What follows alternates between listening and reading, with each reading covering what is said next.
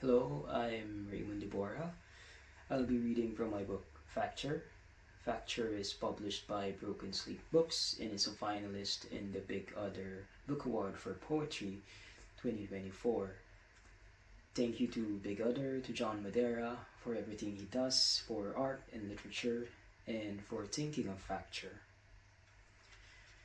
The first poem I'll be reading is a short one, and it's supposed to be a hurried, or if you will, a harried poem. The title of the poem is "The Given is what accident refracts to a gift." The given is what accident refracts to a gift.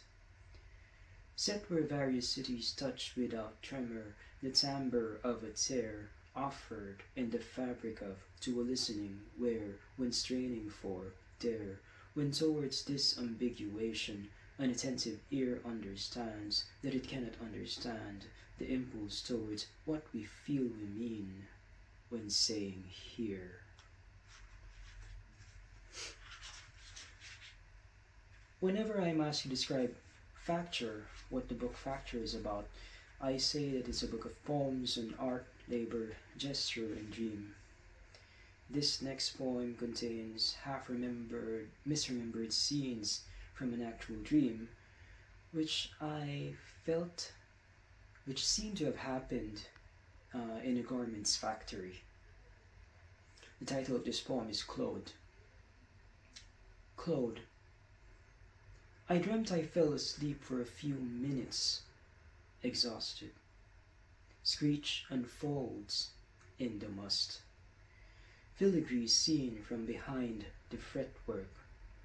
Is our tortured face, is our absent look, was it pine for me? Composed differently, the wound, and still confused with now and cotton. Cut first, then measure. The last poem I'll be reading is about time, maybe about labor time, but more specifically about bureaucratic time. The title of this poem is Kafkaesque.